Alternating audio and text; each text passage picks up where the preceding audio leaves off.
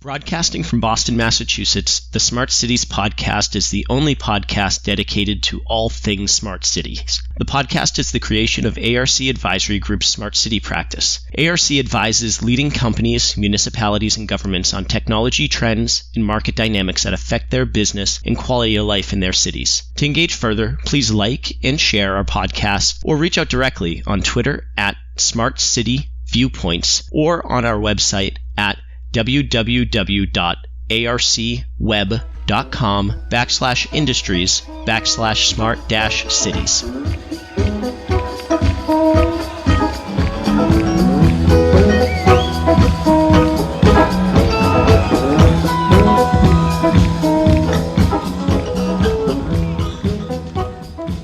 Welcome to another episode of the Smart City podcast. Today, it's a live broadcast with Julia Wilkinson on the subject of ESG and sustainability, in particular, a focus on the investment world.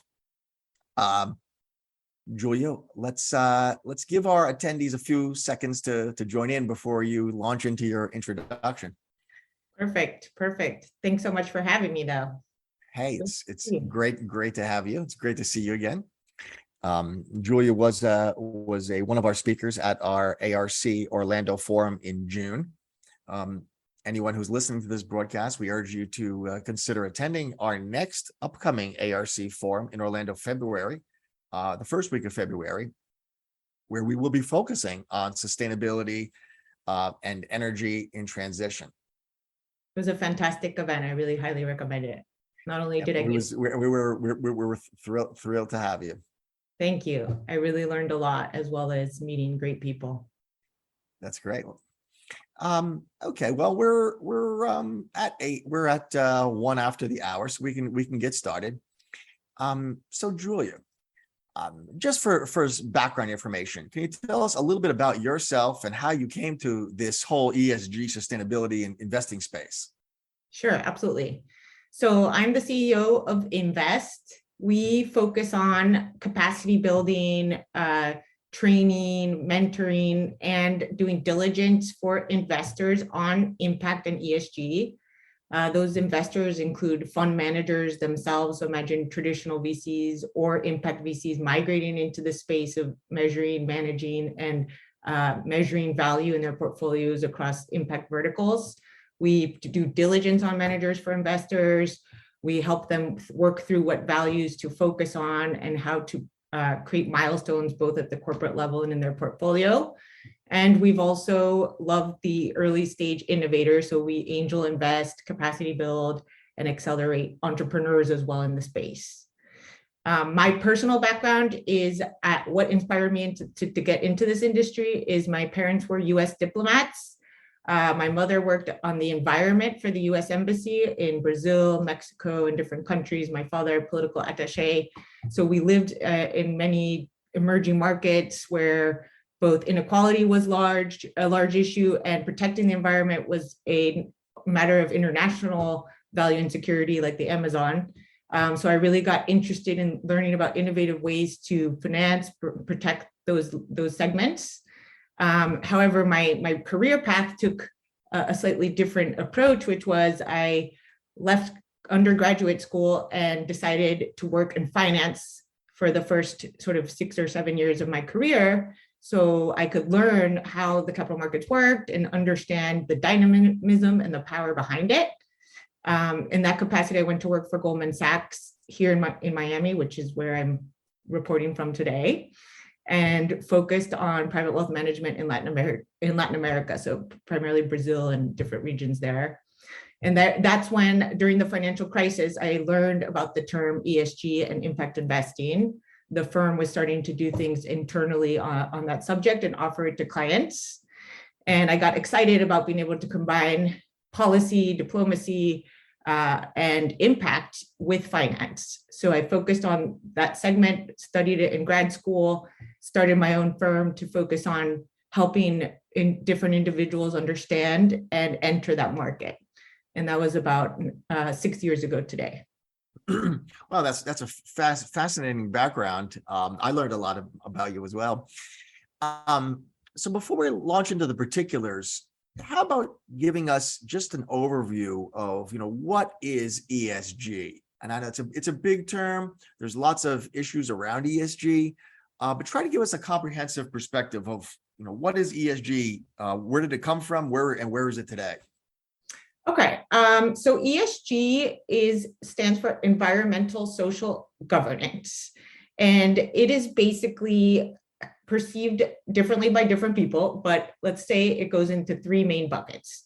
One is managing risks associated with those three words: environmental risks, whether that be in a portfolio of investments or in a corporation; social risks, whether those be how employee retention, the rights of gender equality at a firm, diversity in the management, etc., or governance risks, risk of the board not being independent enough, risks of the executive compensation not being tied to performance, etc. And that's the first bucket. The second is that some ESG investors or managers are looking also to integrate or focus on the opportunities in sustainability. So that means they're going beyond taking a focus on risk and really looking at how they can benefit stakeholders in their supply chain or benefit the company by focusing on a new vertical, let's say e-mobility, which is very trendy and hot and potentially receiving a lot of spending from the government and others. So you're looking beyond risks for opportunities to either improve efficiencies in your corporate structure, retain and preserve better employees who are excited about new emerging economies, et cetera. And the other bucket is a little bit beyond ESG, and we call it where you're really focused on contributing solutions. So you're not just looking at risk or some opportunities that also improve your bottom line, but you're actually either building a company or a portfolio that is built to contribute to a solution to a major problem, whether that's climate change, inequality, global health crises, etc.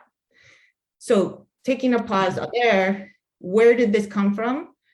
ESG in some capacity has been around for over 30 years. The original form of ESG was focused more on screening out industries than focusing on reducing risks in existing ones. To give you an example, one of the first risks to be screened out was tobacco. Some investors said, you know what, I don't do investments in tobacco because of the impact on the public, and that is a cost that ultimately taxpayers really pay to help people who are sick with cancer from cigarettes, for example. So some investors started screening out things like that, while also, let's say, being overweight, perhaps other industries that were less focused on producing either sin stocks or fossil fuels. Later, that grew with momentum, with sophistication as new entrants also got involved. A few factors really sped it up. One is the financial crisis of 2007, which really helped governments around the world unify and try to create better ways for banks to really function as in service of the public good, to make sure that global financial risks were understood and could be contained. So, for example, if one financial institution is at risk, do we really understand how they're connected to all the other ones, such as Lehman, right? Lehman going under caused almost a global crisis. And the really regulators did not understand how deeply everything was intertwined there. So that was the first kind of, let's say, S&G focused transition that really led to a lot of banks offering new products, thinking about how they engaged the market differently, and improving the way they compensate and align their interests with the public good. A couple other factors that really have driven it as well. Broadening inequality, right? The crisis increased inequality. So did COVID-19. So has certain environmental risks.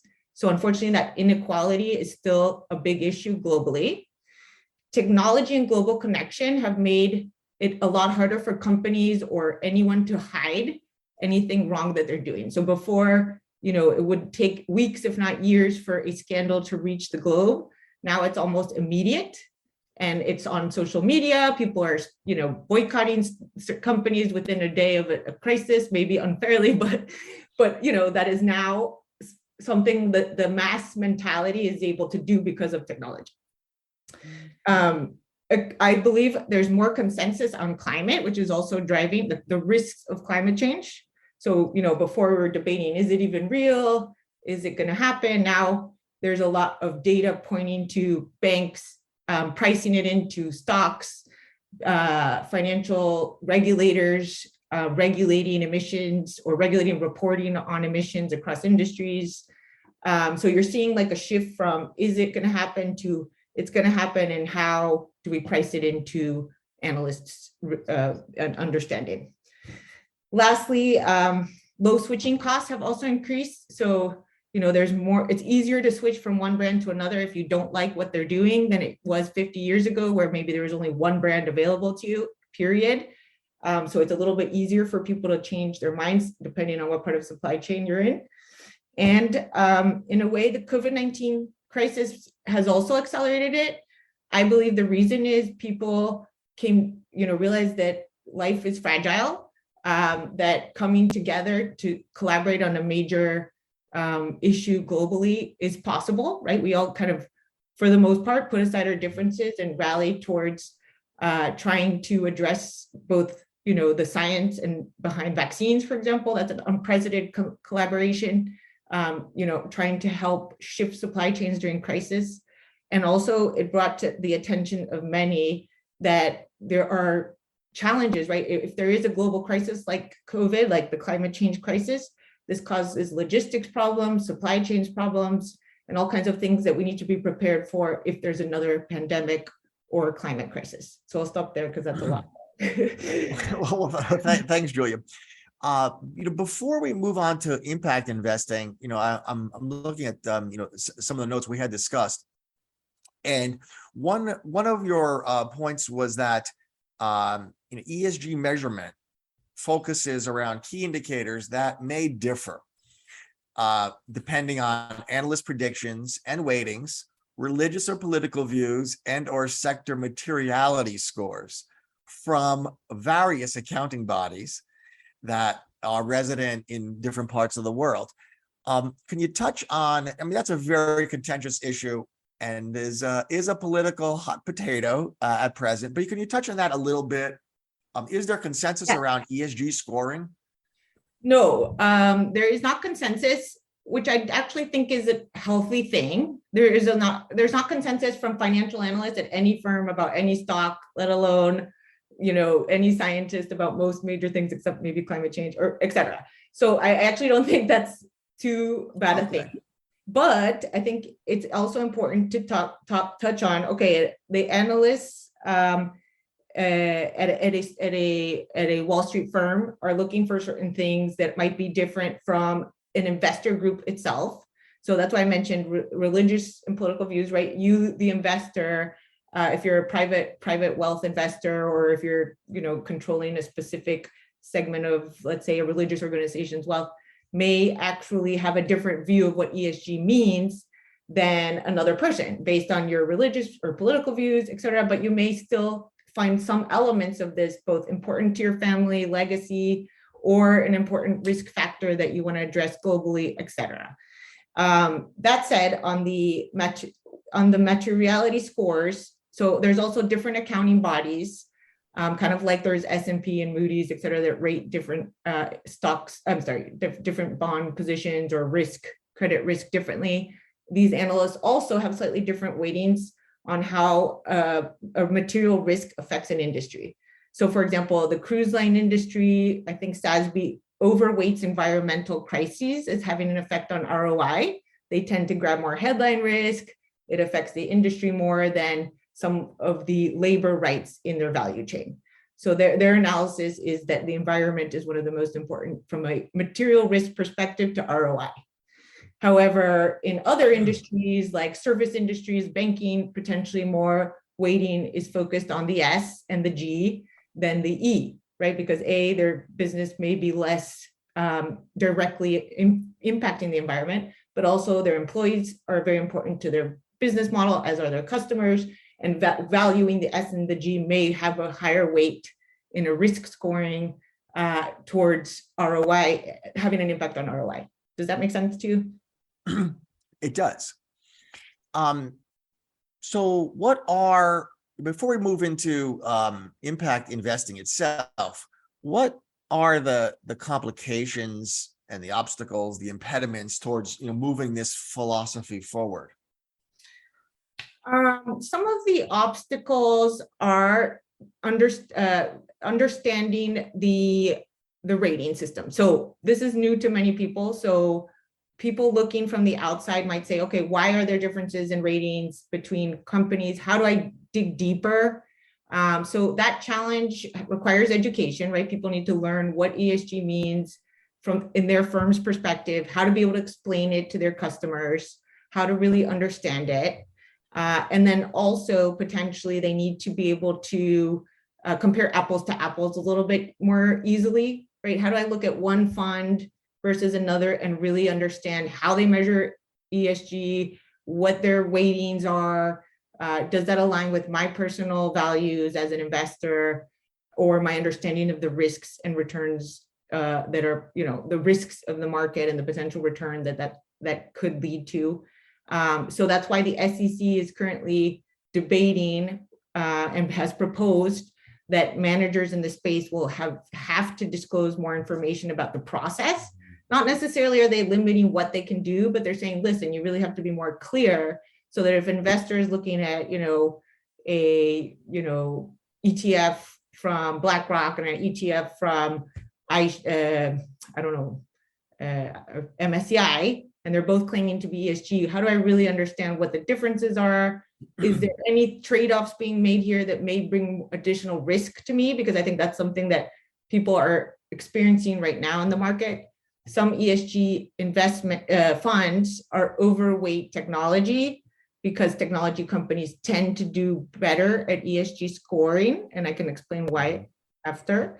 And underweight fossil fuels, right? So that right now in this current market means that they're probably underperforming the S&P, right? Because the S&P has oil stocks and is more balanced across different industries. But if you're in a overweight technology, underweight oil and gas fund, you're probably underperforming.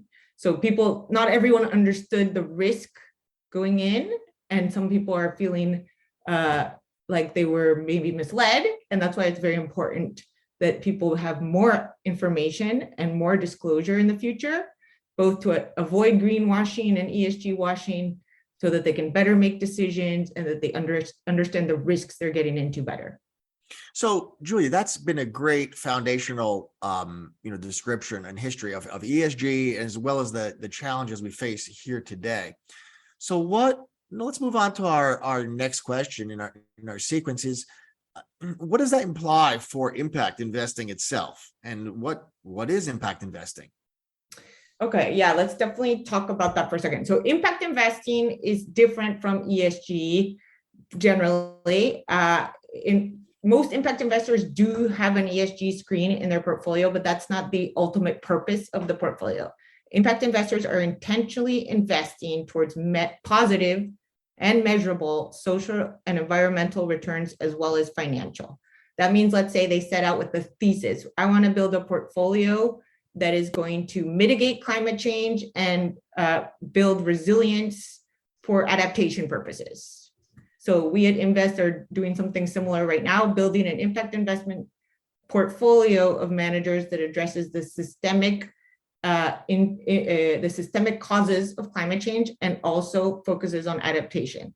Now, that means that not only am I screening out certain risks and I'm concerned about making sure diversity and inclusion is considered, but really the investments are focused not just on building something that is market rate driven, which is the goal, market rate driven, but also where the impact of the portfolio is specifically to contribute to a solution.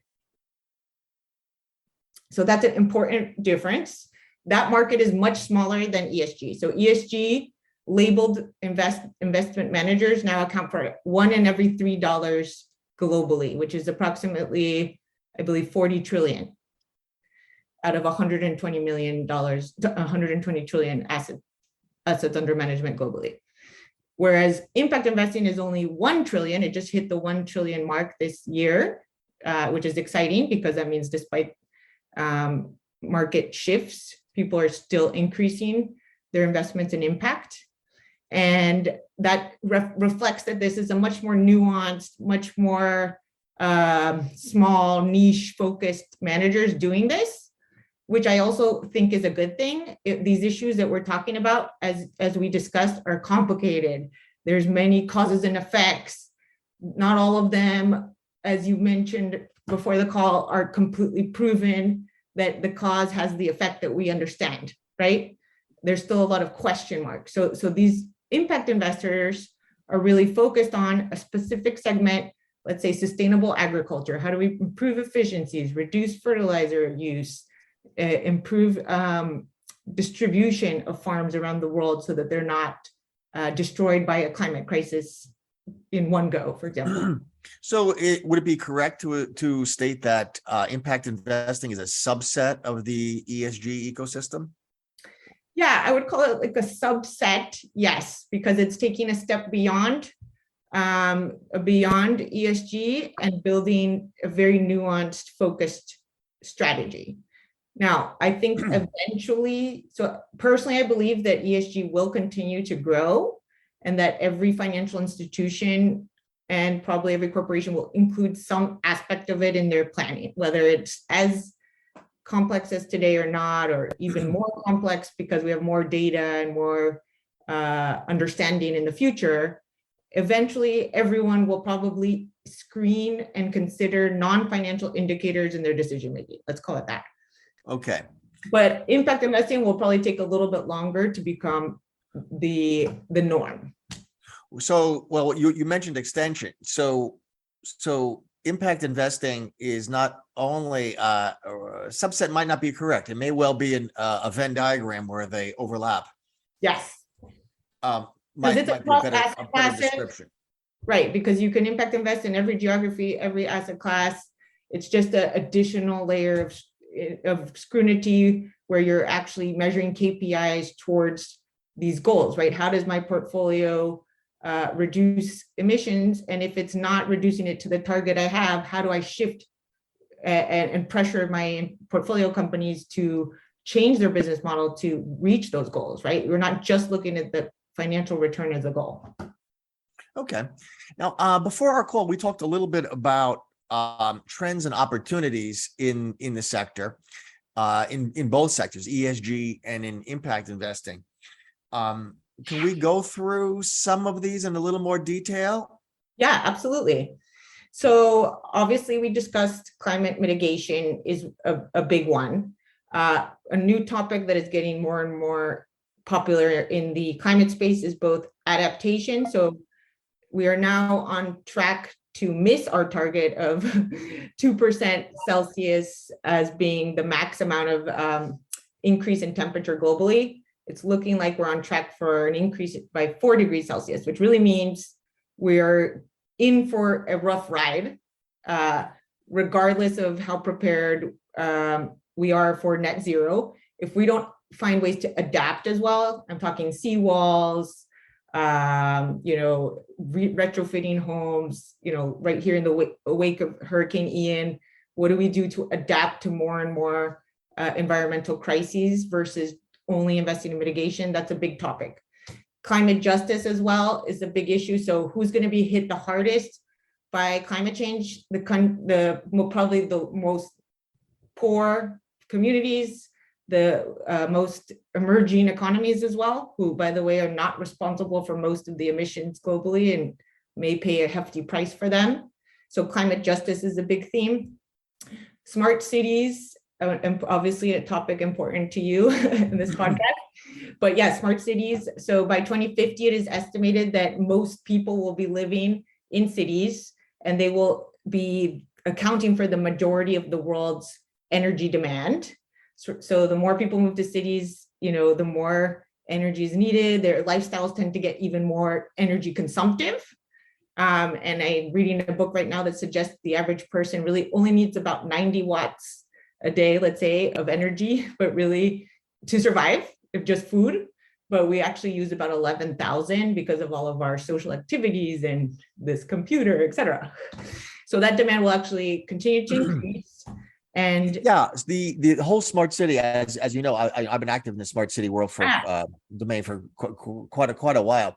A lot of the smart city initiatives are driven by the legacy steep model of about 100 human factors that are detailed elsewhere. Societal, technology, energy, environment, and political factors, and all of those have subsets of 20, 25, 30 that are all very, very dramatic and impactful.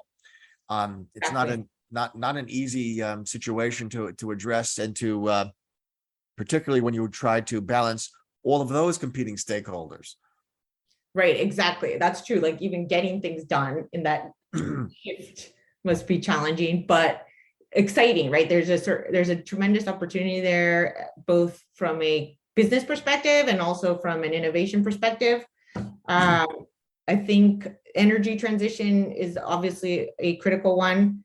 So that we're seeing in the form of, investment in electric vehicles and that infrastructure, which of course, I'm quite familiar with, distributed renewable energy, the transition to renewable sourcing over natural gas, which is also being driven by this geopolitical crisis in Europe. And we can talk more about the implication there. Health and mental health has come up a lot in the past couple of years. Obviously, COVID drove the health aspect, but also isolation. The things we've gone through post-COVID have really amplified mental health issues.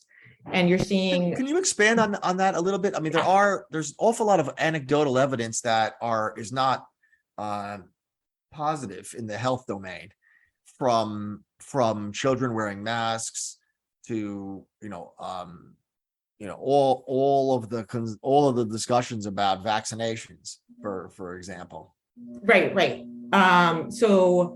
So I guess it is nuanced. It depends on who you're asking, whether they think we're getting better at that or not. But there's some imminent global crises that are happening regardless of COVID. For example, the aging population. How do we take care of them? Huge crisis that we've never really had to face historically before, because our lifespan is getting longer. Chronic illnesses like diabetes are on the rise. How do we manage to improve taking care of people in that domain? One shift that COVID kind of changed in that space is like telehealth, for example, used to be a lot harder to implement because of regulation and HIPAA, and other things like that. But there's actually been quite a lot of effort to transform regulation so you can give people treatment online, which has been important during COVID, or to access remote areas, rural communities, people without the time to go to the doctor, which is most, people in America that have two jobs don't have time to take off and spend a lot of time going to treat some of these conditions. So if I understood your question correctly, I think there have been improvements, but yes, there's also kind of a backlash against over-vaccination, among other things. Well, I think we're just as a society, we're becoming more aware of health and the negative impacts of some of the things we do. Vehicular accidents and injuries have been going up. Pedestrian injuries have been going up, and it's may well be associated with the rise of the smartphone and people not paying attention, for example. Right. So trade-offs, and how do you measure those trade-offs, right? We're more connected and able to do more with the phone, but we're distracted and detached from our physical body. Exactly. And mental health related to the phone, for sure, right? Social media, they say, is one of the big drivers of mental health crisis in the youth, because people in social media, you can portray your life to be perfect and you look beautiful and all this stuff, and people can bully you without being face to face. So a lot of young people are kind of tormented by those standards and unable to meet them.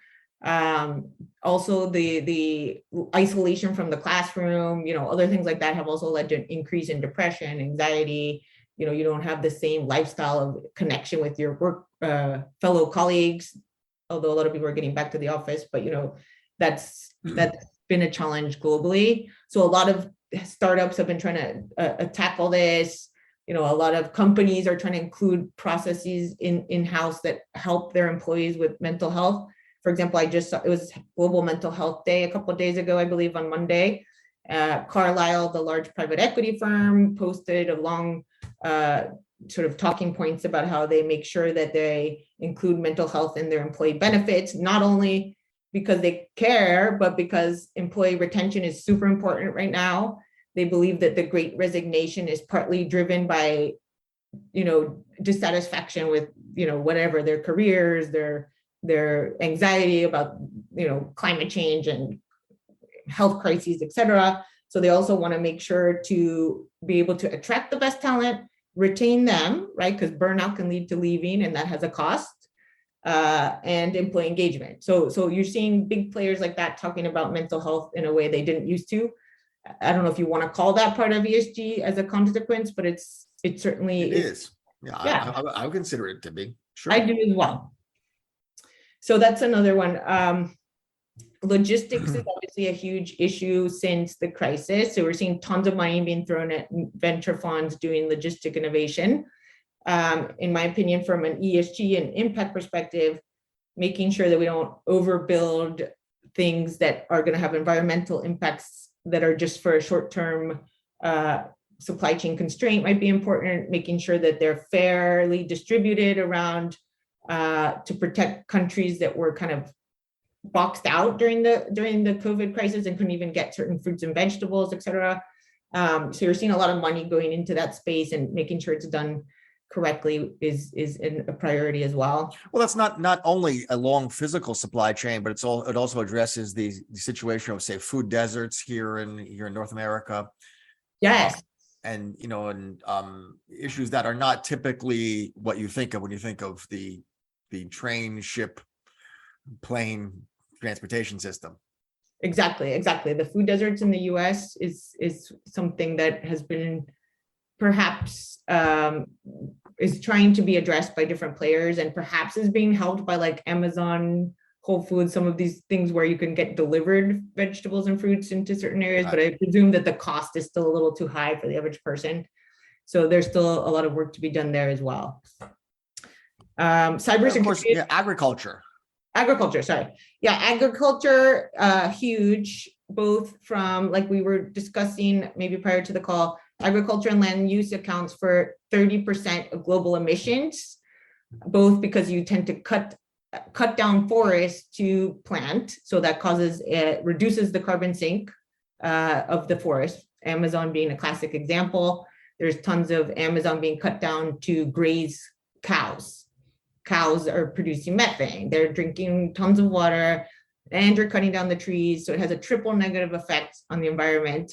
So how do we change the way we do agroforestry, including you're seeing this advent of alternative meats, right? Lab-grown meats would presumably reduce the cost of meat production dramatically, if for those who do not want to eat vegetarian or vegan, of course. You're also seeing a lot of like meat-based alternatives like Beyond Meat, Impossible Foods that were founded to tackle this issue specifically, right? The founders of Beyond Meat wanted to impact climate issues, like they're a social enterprise, let's call them, because they built the company for that goal.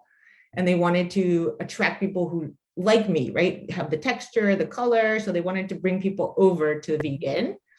I think that's going to go from sort of good to have to eventually mandated in some ways because of how dramatic the impact of agroforestry and cattle raising is on the environment. Can you talk a little bit about regenerative and distributed agriculture? Sure. So regenerative agriculture is kind of retro technology. So we're saying rather than growing food with a lot of soil disturbance, where you're bringing in products that are not from that area, pesticides that kill any insect there, how do we use the natural elements of that terrain, which sometimes are growing other plants around it, keeping certain animals there that are actually native, that tend to eat the bugs that you were then using all the pesticides for.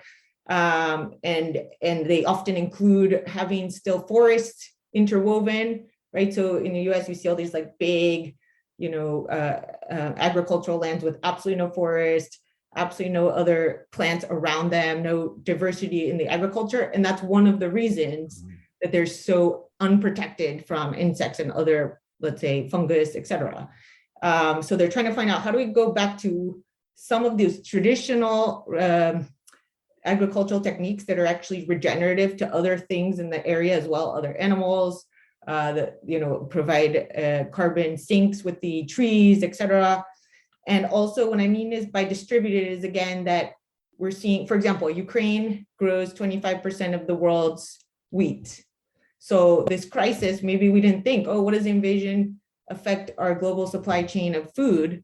Well, it does tremendously. And the fact that we have all of it being grown, 25% being grown in one region, puts a lot of risk into that. If it was climate instead of war, same thing, right? They could wipe out this entire crop and then we'd be lacking food for Somalia and different regions, which were actually negotiated Putin negotiated with the World Food Program to allow certain baskets of wheat to exit to famine-based countries, but those things have a huge human toll, right? That we don't really think about. So should we have a lot of concentration of one crop in any one place? Probably not, given the risks ahead. So what I mean by distributed is that it's distributed around the globe rather than concentrated in one place.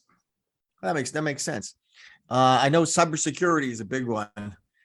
Yes, cybersecurity is one that I learned actually a lot at your conference about, just how much constant attacks are happening on power plants, the grid. Every other company in the world is being affected by this.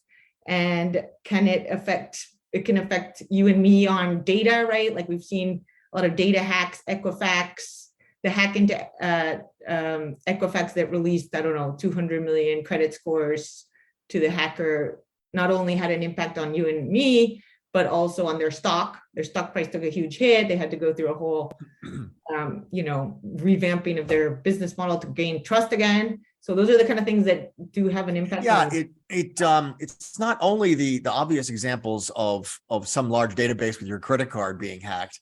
It's also since IoT continues to grow at a faster and faster rate, many suppliers often will take a non-communicating device, internet enable it, and not enhance the security to today's levels.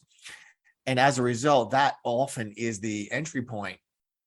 And there are numerous examples of, it might be the air conditioning system allows the hacker to come in and then go to the accounting system, or entry points like that. So there never will be a complete answer there. It requires persistent and constant vigilance. You also, as we move forward with that discussion, we do want to take ownership of all levels of the engineering of those chipsets, and that's something that is evolving, and it may even require. There's been some proposals for even a blockchain record of who has touched all of that technology in that chipset, so that no malicious actors can have a backdoor. That's fascinating. It's a challenging situation that continues to evolve, and is only going to be more serious as we had talked about for autonomous vehicles. No one wants to ride in an autonomous vehicle that has been hacked. Certainly. Exactly. No, I even think about that when I use my self-driving on the Tesla, that it could one day just be hacked and taken over, right? And I wouldn't have any control over it.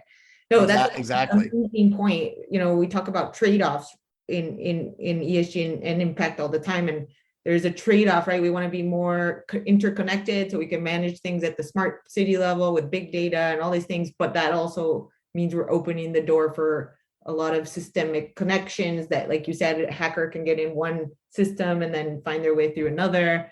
And that's something that, we're going to have to keep addressing and investing large amounts of capital into to protect, like I think you mentioned at your conference, that the power industry is the only one today that is really regulated on how cyber secure they have to be, whereas the rest is relatively voluntary, but that likely this will become more and more security issue as things become more autonomous and interconnected. It certainly will. Here at ARC, we are doing some research, and we'll be publishing some papers on ESG data monitoring and evaluation solutions. I know you've been active in that space. That's the last of our trends for the sector. Yeah. So that's super important, right? As we talked about, there is a ton of pressure to report on ESG, with 92% of the S&P reporting on ESG metrics. But how we understand the data, what data is accessible, how to use it, who's the source, is a big question mark still, right? And that's one of the things that makes people skeptical, right? Okay, oh sure, this company is reporting on all these metrics, but how do I even know it's true? What does it mean? How does it really affect real life situations? That part is still dynamic, which I think is important, that it remain dynamic, that we still want to learn and understand, and make new connections about what the impact of a social policy is on the long-term sustainability of a company. And by sustainability, I mean their ability to sustain, not necessarily anything else. We'll learn that over time, but those data providers are going to be super key to making sure that people trust the information, that it is somewhat impartial or third-party governed. That's why you see all the big data providers getting in the space aggressively: Refinitiv, Morningstar, Bloomberg, you name it. Everyone is trying to get in this space, trying to understand what data is important to whom. And on the impact side, also, impact investing is even more concerned with measurable data that can prove that they're actually having the effect that they want on that strategy that is addressing a real world problem, right?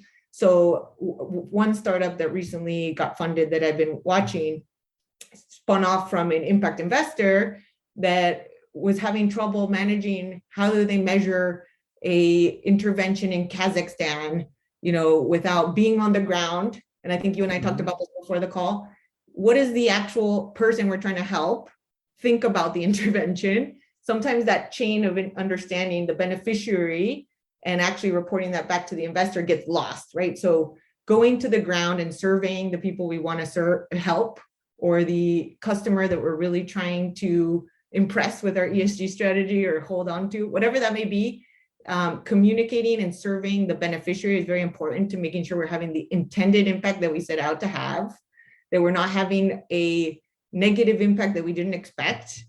And I'll give you a classic example that comes more from philanthropy, but Bill Gates foundation was at some point installing pumps in Africa for water, but without engaging their beneficiaries, they didn't realize they were installing them in the wrong place, that nobody knew how to use it, that it wasn't culturally understood as to why it was even for. So it was being completely unused after all those millions of dollars were spent trying to solve a problem, right? So that's why talking to the user is so critical, and understanding their needs and reiterating when we are wrong, right? So changing that perspective.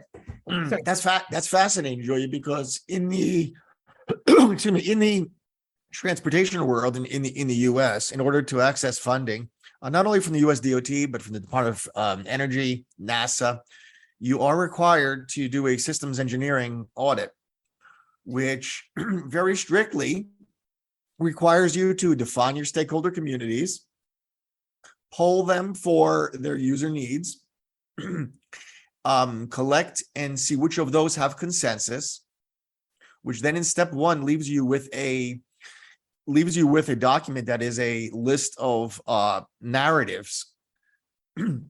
narrative-based user needs. In step two, you refine those into measurable functional requirements that then become your project specification or your requisition form. But there's also an overlay that is a test plan, so that you make sure you're satisfying only those consensus-based needs, and no supplier or other interest has introduced some other need that might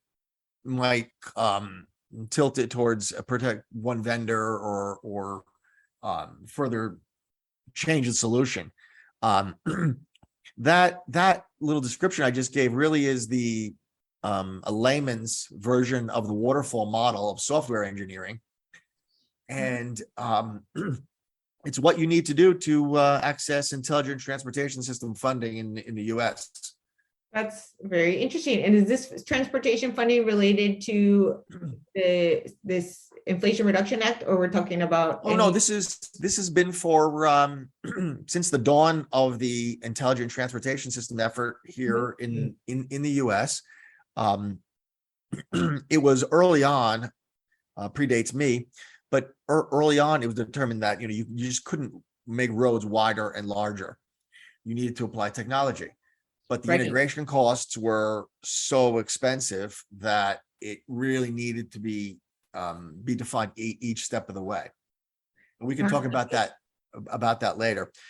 But I love that example. It's very similar. That's how, and you, like you said, in software, you're often iterating, testing, understanding, because often when you build something in your mind, it has a function that not everyone understands as well. So I think that's why software. No, exactly. And if you follow that model fairly strictly, you are testing the even at the sub-device level, you will test the I don't know, the call box or on a road or traffic signal at the manufacturer's site, so that it doesn't arrive if it doesn't actually match what you wanted.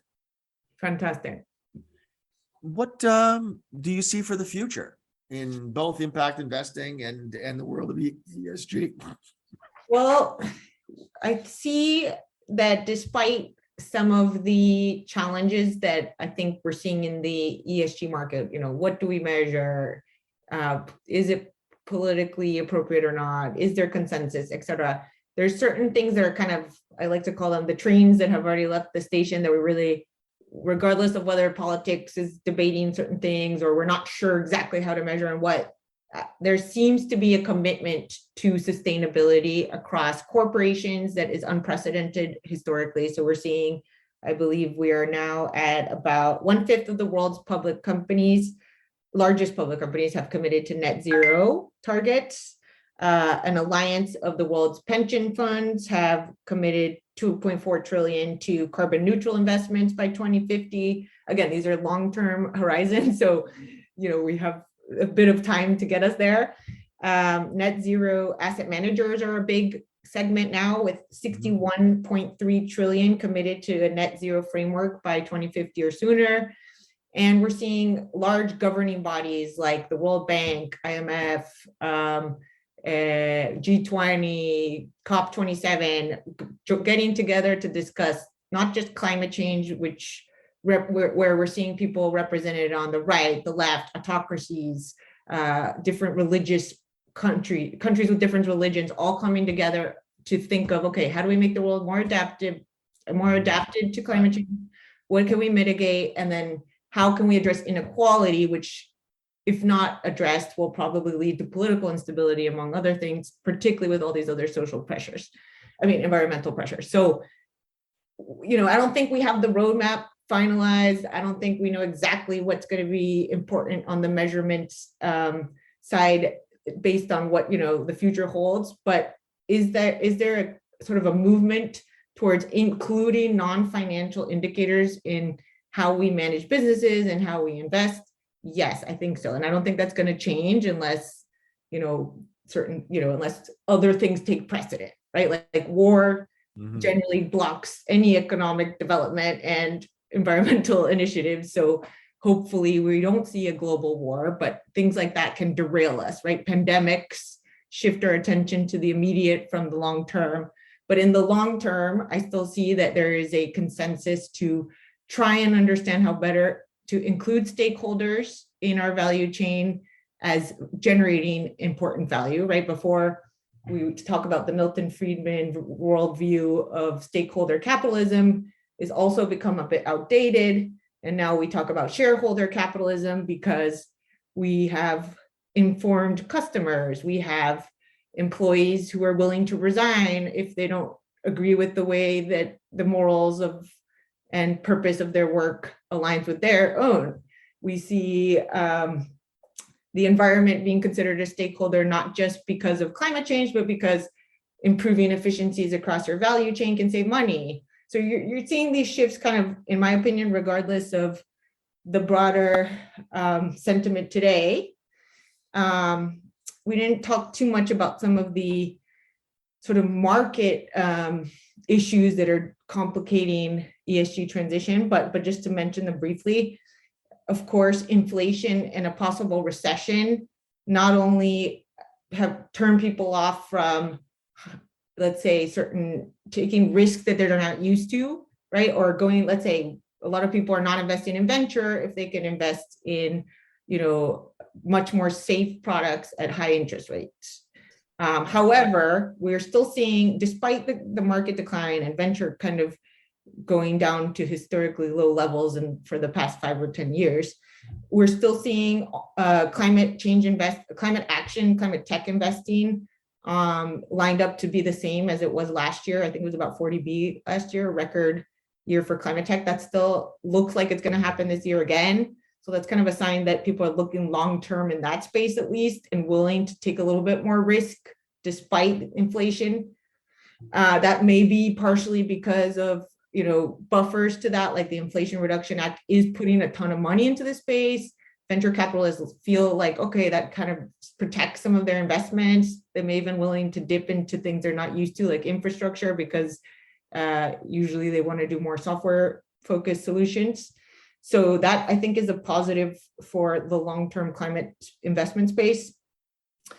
Oil and gas, which has been driving a lot of inflation, we probably will see a bit of a shift to more investment short-term in exploration, or at least in continuing to invest in things that protect from what's happening right now, right? We see a little bit of the OPEC cartel raising the cost of barrel right now in the middle of the strongest demand ever. So, there's a need still for oil and gas. We can't get rid of it overnight. There'll still probably be investment in the space, but this issue with Ukraine and the global trend still suggests, in my opinion, that people are going to look for midterm for energy solutions that provide more independence, more security. The cost of renewables the cost of capital to finance renewables is lower than oil and gas now. The cost of implementing those solutions long-term is expected to continue to decline. So arguably, even the cost of energy could go down long-term. Sun and wind are limitless. They don't have a finite amount globally. So, in a way, that is also very different from our current energy structure. So I mentioned that to say that I think that is a short-term kind of a blip that is driving a lot of concerns about ESG, because performance has taken a hit in public market portfolios that were weighted ESG. However, I think in the long run, if you're a long-term investor, you don't have to sell right now. The trends still point to a shift away from oil and gas. I don't know if you agree. I'm curious your opinion. No, that was a fascinating summary. But Julia, this has been a great almost an hour. Oh, wow. Yeah, it's been fascinating. Do you have any? We're just about out of time. So, do you have any last minute words for our audience? Yeah, I think I think we're in a complex moment in history, but I think there's a lot of hope that we can come together across political parties, across governments, and build a sustainable world.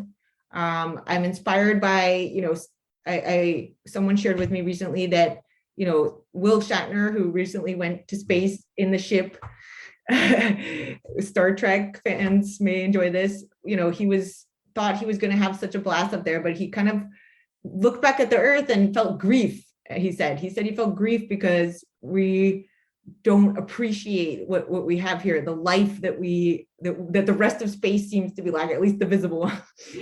And that, the wars, the things that divide us seem so inconsequential when you're looking at the planet from far away. And I think there is a hope and a kind of a shift in consciousness about that globally that will lead to more and more efforts. There may be a pendulum swing back and forth, like Are we going too far in one direction? Are we measuring the right things? Are people just using this as marketing? All of these things will still shake out.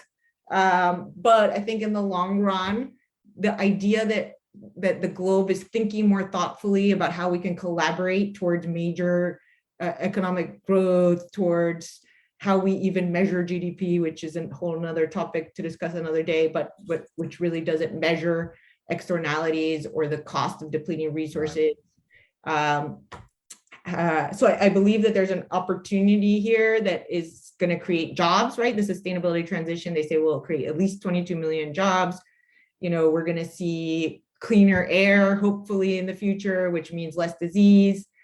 If we can resolve inequality issues, that will hopefully bring people out of poverty and still strengthen the economies of the world. So I'm hopeful. And I think this is just the beginning. So I appreciate having a chance to talk with you about it, and hopefully we'll have many more, and we'll be able to look back at this day and say, oh, we've made so much progress. And Great. and we're doing well, Julia, thank you very much for joining us today. If some of our listeners would like to contact you, can you share your contact information? Absolutely. You can email me at julia.wilkinson@imvest.co. You can also go to our website, invest.co, and message us from there, or follow us on social media on LinkedIn or Instagram.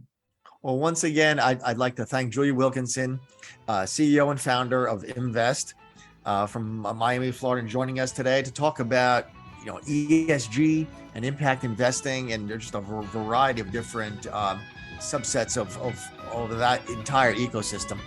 Thank you, Julia, and thank you to our listeners today. And we will look forward to seeing you soon on another episode of the Smart City Podcast. Thank you.